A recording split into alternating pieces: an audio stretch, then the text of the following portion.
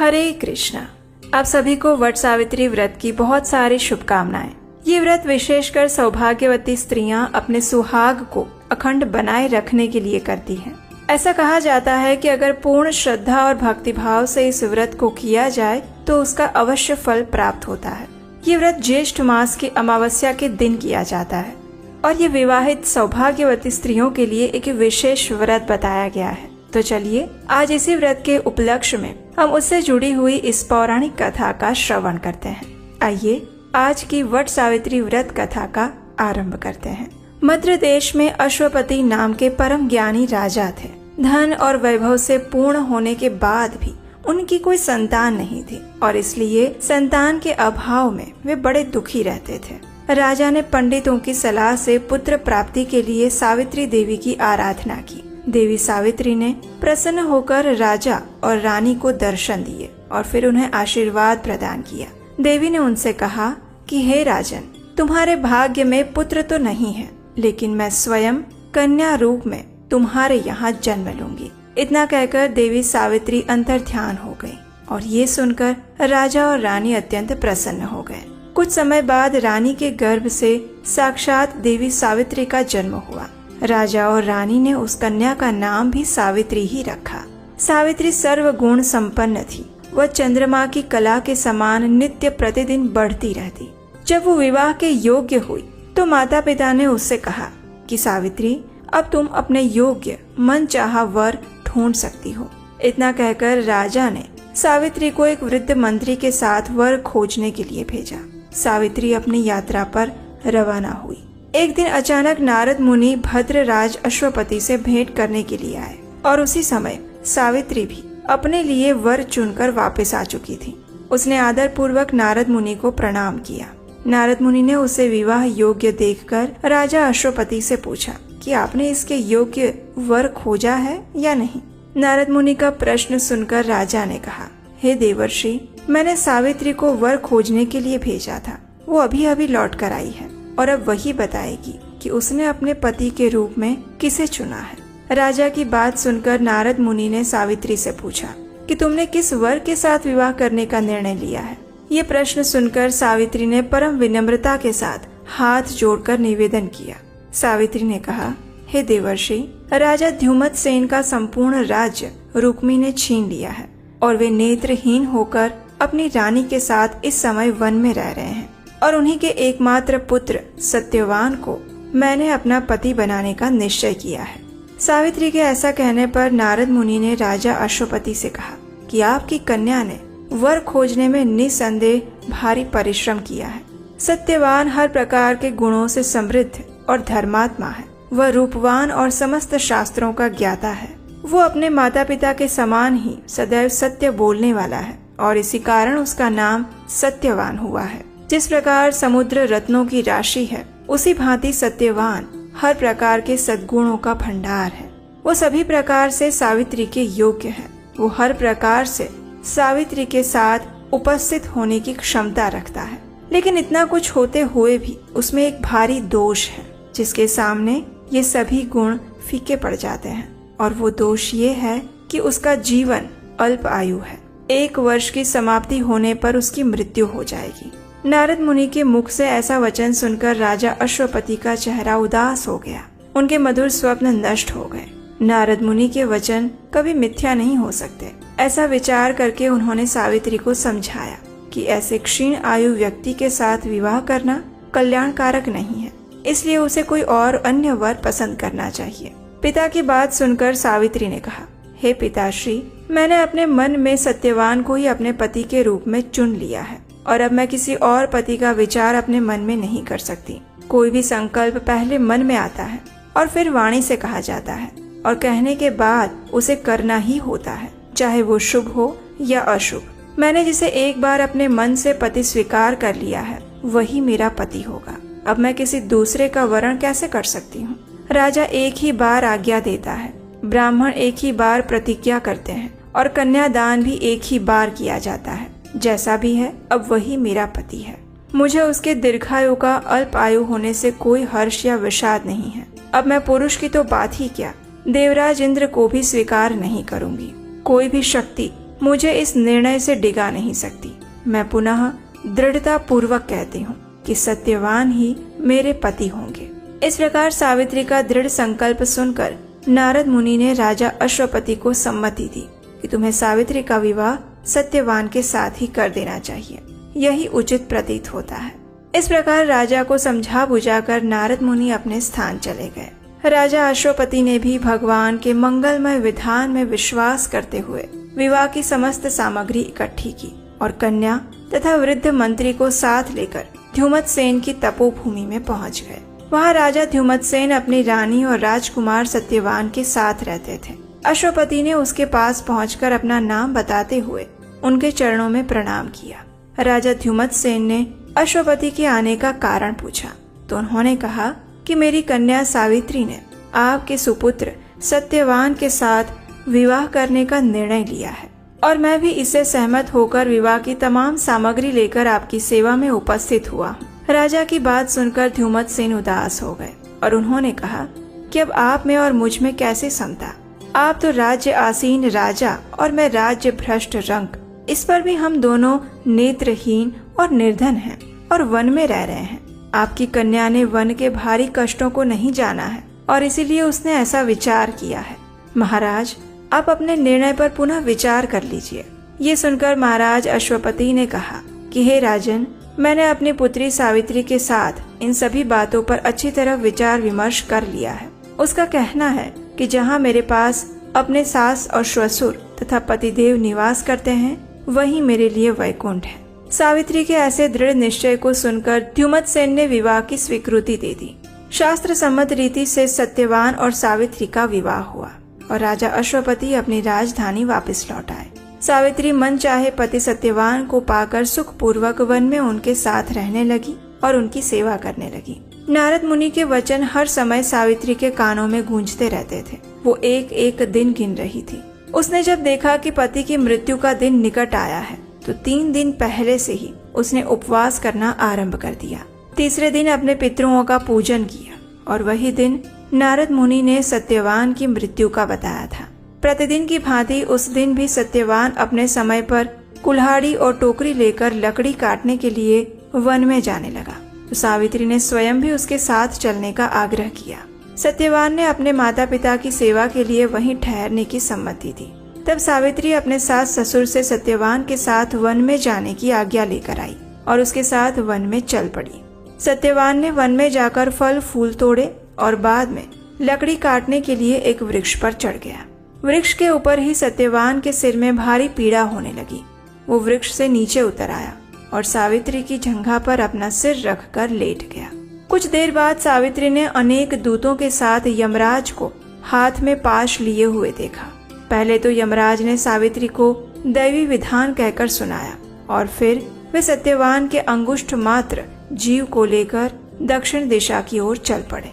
सावित्री भी यमराज के पीछे पीछे चलने लगी। जब बहुत दूर तक भी उसने यमराज का पीछा नहीं छोड़ा तो उन्होंने उससे कहा, हे पतिव्रते, जिस सीमा तक एक मनुष्य दूसरे मनुष्य का साथ दे सकता है वहाँ तक तुमने पति का साथ दिया। अब तुम अपने घर लौट जाओ। ये सुनकर सावित्री ने कहा, हे धर्मराज, जहाँ मेरा पति जा रहा है वहीं मुझे भी जाना चाहिए। यही सनातन धर्म है। पतिव्रत के प्रभाव और आपकी कृपा से कोई भी मेरी गति को नहीं रोक सकता। सावित्री के ऐसे धर्मपूर्ण वचन सुनकर यमराज प्रसन्न हो गए और उन्होंने उसे एक वर मांगने के लिए कहा। ये सुनकर सावित्री ने कहा, हे धर्मराज, मेरे सास ससुर वन में रहते हैं और नेत्रहीन हैं। मैं आपसे यही मांगती हूँ कि उन्हें दिखाई देने लगे, उनके नेत्रों की ज्योति वापस आ जाए। यमराज ने कहा, ठीक है, ऐसा ही होगा। इतना कहकर उन्होंने पुनः सावित्री को लौट जाने की सलाह दी। ये सुनकर सावित्री ने फिर से कहा, हे भगवान, जहाँ मेरे पतिदेव जाते हों वहाँ उनके पीछे पीछे चलने में मुझे कभी भी कष्ट या परिश्रम नहीं होता। पति परायण होना मेरा कर्तव्य है। आप धर्मराज हैं, परम सज्जन हैं। सत्पुरुषों का समागम भी तो कुछ कम पुण्यों का फल नहीं है। सावित्री के ऐसे धर्म युक्त और श्रद्धापूर्ण वचन सुनकर यमराज ने फिर से कहा, सावित्री, मैं तुम्हारे वचनों से प्रसन्न हूँ। तुम मुझसे एक और वरदान मांगो। सावित्री ने कहा, राजा ध्युमतसेन का राज्य छिन गया है, उसे वे पुनः प्राप्त करें और धर्म में उनकी सदैव प्रीति बनी रहे, ऐसा वरदान दीजिए। यमराज ने वरदान देकर पुनः उसको लौट जाने को कहा, लेकिन वो नहीं मानी और बराबर पीछा करती रही। उसकी ऐसी दृढ़ पति भक्ति को देखकर यमराज ने प्रसन्न होकर उसे तीसरा वरदान देने की इच्छा प्रकट की। तब सावित्री ने अपने पितृकुल की भलाई को दृष्टि में रखते हुए 100 भाई होने का वरदान मांगा। यमराज ने सहर्ष उसका भी स्वीकार करा। सावित्री से पुनः आगे न बढ़कर लौट जाने का आग्रह किया, लेकिन सावित्री अपने प्रण पर अड़िग थी। सावित्री की ऐसी निष्ठा और दृढ़ संकल्प देखकर यमराज का हृदय पिघल गया। वे बड़ी कोमल वाणी में कहने लगे, हे सुव्रते, तुम ज्यों ज्यों उत्तम धर्म युक्त और गंभीर युक्ति पूर्ण वचन कहती हो, त्यों त्यों मेरी प्रीति तुम पर बढ़ती जाती है। इसलिए तुम सत्यवान के जीवन को छोड़कर एक और वरदान मुझसे ले लो और अपने घर लौट जाओ। पहले तीनों वरदान पाकर सावित्री ने अपने श्वशुर कुल और पितृकुल दोनों का कल्याण कर दिया था। अब मात्र वो अपनी ही भलाई का प्रश्न सम्मुख था। पति परायण स्त्री को अपने पति की आयु वृद्धि के अलावा और कौन सी कामना हो सकती है। यही सोचकर सावित्री ने सत्यवान से उसे 100 पुत्र प्राप्त हो ऐसा वरदान मांगा। सावित्री के ऐसे युक्तिपूर्ण वचन सुनकर यमराज अत्यंत हर्षित हुए, संतुष्ट हुए और उन्होंने उसे वरदान देते हुए सत्यवान को पाश से मुक्त कर दिया और कहा कि सत्यवान से तुम्हें निश्चय ही 100 पुत्र होंगे। सावित्री को मनोवांछित वरदान देकर यमराज वहीं से अंतर्ध्यान हो गए और सावित्री भी वहां से लौटकर वटवृक्ष के नीचे आई। वटवृक्ष के नीचे सत्यवान का मृत शरीर पड़ा हुआ था और अब उसमें धीरे धीरे जीवन का संचार हो रहा था। वो उठकर बैठ गया।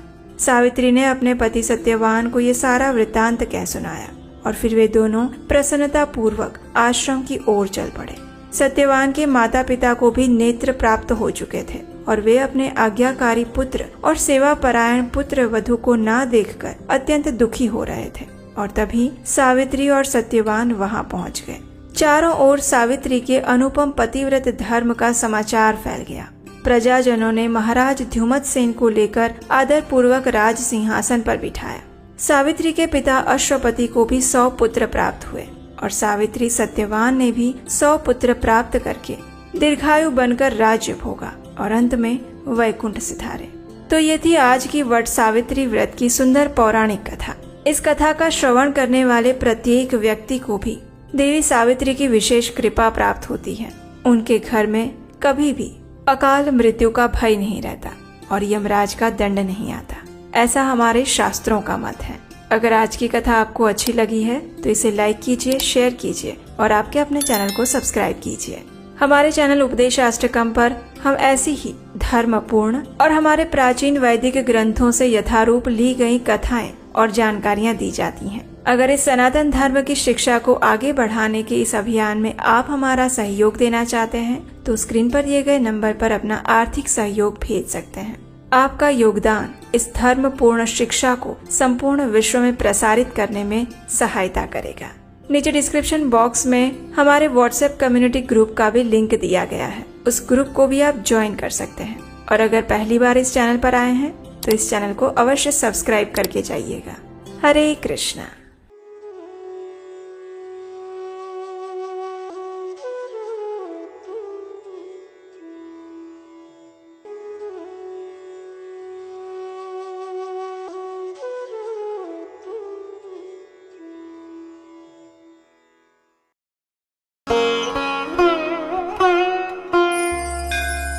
नमस्कार दोस्तों, आज के हमारे इस वीडियो में हम आपके लिए वट सावित्री व्रत की पौराणिक कहानी लेकर आए हैं। एक समय की बात है, अश्वपति नाम के एक राजा थे जिनके कोई संतान नहीं थी। राजा ने संतान प्राप्ति के लिए अनेकों यज्ञ किए, जिसके फलस्वरूप उन्हें एक तेजस्वी कन्या की प्राप्ति हुई जिसका नाम सावित्री रखा गया। समय बीता और सावित्री विवाह योग्य हो गई। एक दिन राजा ने सावित्री से कहा, सावित्री, अब तुम विवाह योग्य हो गई हो, इसलिए स्वयं अपने लिए योग्य वर की खोज करो।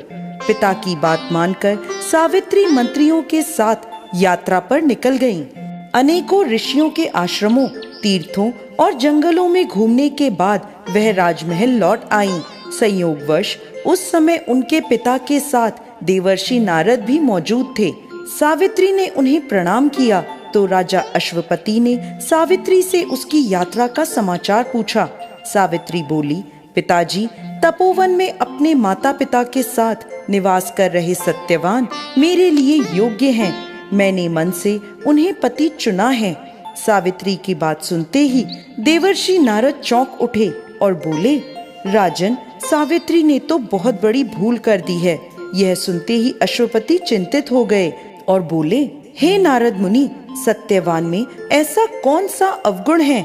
जिस पर नारद मुनि ने कहा, राजन, सत्यवान के पिता शत्रुओं के द्वारा राज्य से वंचित कर दिए गए हैं। वो वन में एक तपस्वी जीवन बिता रहे हैं और उनकी दृष्टि भी जा चुकी है। और उसके ऊपर सबसे बड़ी कमी ये है कि सत्यवान अल्प आयु है। 12 वर्षों की आयु में से अब उसके पास केवल 1 वर्ष की आयु शेष रह गई है। नारद मुनि की बात सुनकर राजा अश्वपति ने सावित्री को समझाया कि वह किसी दूसरे उत्तम गुणों वाले पुरुष को अपने पति के रूप में चुन ले। सावित्री बोली, पिताजी, नारी अपने जीवन में केवल एक ही पति का वरण करती है। अब चाहे जो भी हो, मैं किसी और को अपने पति के रूप में स्वीकार नहीं कर सकती। पुत्री की हट के आगे पिता विवश हो गए और सावित्री का सत्यवान के साथ पूरे विधि विधान से विवाह कर दिया गया। विवाह के पश्चात सावित्री अपने पति और सास ससुर के साथ वन में रहने लगी। समय के साथ सावित्री के मन का भय बढ़ता जा रहा था। नारद मुनि के कहे अनुसार अब उसके पति की आयु के मात्र 4 दिन बाकी थे। सावित्री ने 3 दिन पहले से व्रत रखना प्रारंभ कर दिया। अंततः सत्यवान की मृत्यु का निश्चित 4था दिन भी आ गया। सत्यवान लकड़ियां लेने वन को जाने लगा तो सावित्री बोली, मैं भी आपके साथ वन में चलूंगी। सत्यवान के मना करने पर भी वह सास ससुर की आज्ञा लेकर उसके साथ चली गई। वन में सत्यवान जैसे ही लकड़ियां काटने के लिए पेड़ पर चढ़ा तो उसके सर में पीड़ा शुरू हो गई। वह पेड़ से उतर गया। सावित्री समझ गई उसके पति का अंतिम समय निकट है। उसने अपने पति का सर अपनी गोद में रख लिया। लेटते ही सत्यवान अचेत हो गया। सावित्री चुपचाप आंसू बहाती ईश्वर से प्रार्थना करने लगी। तभी उसे लाल वस्त्र पहने एक पुरुष आता दिखाई दिया। वह साक्षात यमराज थे। सावित्री बोली, महाराज, आप कौन हैं? यमराज ने उत्तर दिया, सावित्री, मैं यम हूँ और तुम्हारे पति के प्राण हरने आया हूँ। सावित्री आगे बोली, प्रभु, सांसारिक प्राणियों को लेने तो आपके दूत आते हैं, फिर आज आप स्वयं क्यों आए? यमराज बोले, सत्यवान एक धर्मात्मा तथा गुणों का सागर है। मेरे दूत इन्हें ले जाने के लिए योग्य नहीं है, इसलिए मुझे स्वयं यहाँ आना पड़ा। ऐसा कहकर यमराज ने सत्यवान के शरीर से प्राणों को निकाला और उन्हें लेकर दक्षिण दिशा की ओर चलने लगे। सावित्री भी उनके पीछे पीछे चल दी। सावित्री को अपने पीछे आता देख यमराज बोले, तुम मेरे पीछे कहाँ आ रही हो? सावित्री बोली, मेरे पति जहाँ जाएंगे मैं वहीं जाऊंगी, ये मेरा धर्म है। यमराज के बहुत समझाने पर भी सावित्री नहीं मानी। उसके पतिव्रता धर्म की निष्ठा को देखकर यमराज बोले, तुम अपने पति के बदले कोई भी वरदान मांग लो। सावित्री ने अपने दृष्टिहीन सास ससुर की आंखें मांग ली। यमराज ने तथास्तु कहा और आगे चले। सावित्री फिर उनके पीछे पीछे चल दी। तब यमराज ने सावित्री से कहा, एक वर और मांग लो। सावित्री ने अपने सास ससुर के राज्य को वर के रूप में मांग लिया और यमराज ने तथास्तु कह दिया। फिर वह आगे चले। सावित्री फिर भी उनके पीछे चलने लगी। अब यमराज बोले, चलो एक वर और मांग लो। तब सावित्री ने अपने पिता के लिए 100 पुत्रों का वरदान मांगा। यमराज ने उसे तथास्तु कहकर वापस लौटने को कहा, लेकिन सावित्री नहीं मानी। फिर उनके पीछे चल दी। यमराज बोले, सावित्री, तुम मुझसे अपने पति के प्राणों के अलावा कोई भी वरदान मांग लो, यह आखिरी वर होगा। तब सावित्री ने वर मांगा कि उसे सत्यवान से 100 पुत्र प्राप्त हों। इस बार भी यमराज ने तथास्तु कहा और आगे बढ़ने लगे, परंतु सावित्री एक बार फिर उनके पीछे चल दी। यमराज बोले, मैंने तुम्हारे मांगे हुए सभी मनवांछित वर तुम्हें दे दिए, अब तुम मेरे पीछे क्यों आ रही हो? तो सावित्री बोली, महाराज, आपने मुझे सत्यवान से 100 यशस्वी पुत्रों का वरदान दिया है और सत्यवान के बिना पुत्र कैसे संभव होंगे? ऐसा कहकर सावित्री ने यमराज को उलझन में डाल दिया। तब यमराज बोले, सावित्री, मैं तुम्हारे पतिव्रता धर्म से अति प्रसन्न होकर सत्यवान के प्राणों को छोड़ रहा हूँ। साथ ही साथ तुम्हें आशीर्वाद देता हूँ कि तुम्हारी यह कहानी युगों युगों तक सुनाई जाएगी। ऐसा कहकर यमराज ने सत्यवान के प्राण छोड़ दिए और यमलोक को लौट गए। तब सत्यवान और सावित्री अपनी कुटिया में वापस पहुँचे तो सत्यवान के माता पिता की आंखों की दृष्टि लौट आई थी और उन्हें अपना खोया हुआ राज्य भी वापस मिल गया।